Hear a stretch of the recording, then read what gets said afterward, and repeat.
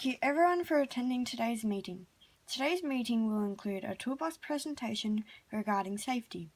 In this meeting, we will be discussing how you can participate in WH&S consultative process to improve the WH&S in your workspace, what the difference between a hazard and a risk is, typical hazards in a workplace, who to inform of workplace hazards, risks or incidents, who to ask if you don't understand any WH&S procedures, and the process for reporting incidents and injuries. We will also be discussing the responsibilities for everyone in a workplace, how you can participate in WH&S consultative process to improve the WH&S in your workplace. There are many ways to participate. These will be including discussing work practices and other issues with managers, contribute at meetings, assess and seek information from your intranet, use emails to clarify and provide a two-way communication approach, and to establish an open and constructive approach to talking to your colleagues and managers. What is the difference between a hazard and a risk? A hazard is something that can cause harm to someone. However, a risk is how high or low of a chance any hazard that will actually cause harm to someone. An example would be tripping over a box on the floor in the middle of a workplace would be considered a hazard, but the risk of falling over the box would be higher than if the box was put under a bench. Typical hazards in a workplace. These would include clutter, fluid spills, poor manual handling, poor economics, mechanical, psychological, chemical and biological, and environmental. Who to inform of workplace hazards and risk or incidents. You can inform your designated health and safety officer, elected health and safety representative, supervisors, managers, team leaders, and other persons authorized or nominated by the organization. Who to go to if you don't understand the WH&S procedures.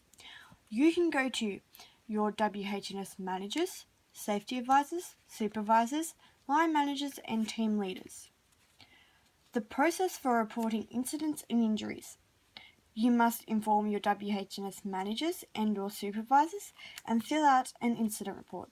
These reports must include your name and job title, the date and time of the injury or illness, the exact location, how the injury or illness occurred, and what body part it was on.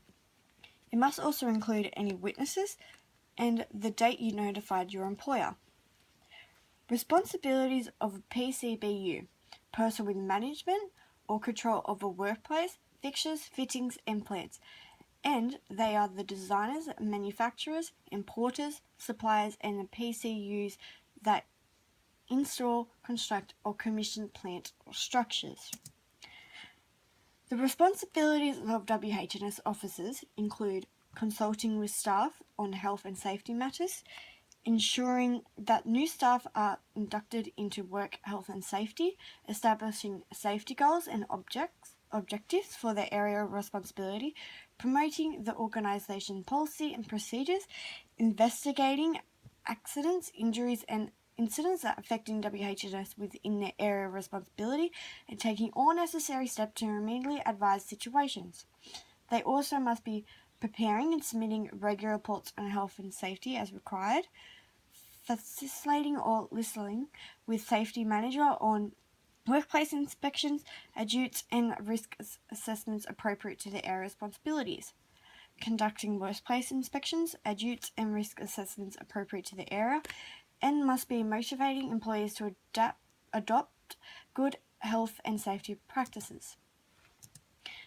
Responsibilities for a worker would include take reasonable care for his or her own health and safety, take reasonable care for the health and safety of persons who might be affected by their action or omissions at a workplace, comply with instructions given by the PCU to allow the compliance with ACT, cooperate with the employer to respect any action taken by employee to comply with the WH&S Act or regulations carried on duties, such as HS duties that work is responsible for under the Act in the compliance with the Act.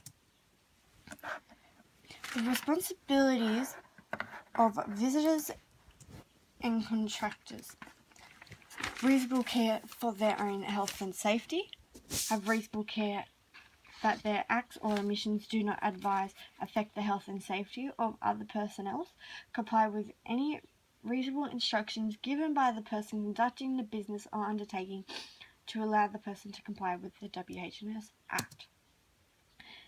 And that concludes today's meeting. Thank you again for everyone coming. If you need any information, do not hesitate to ask.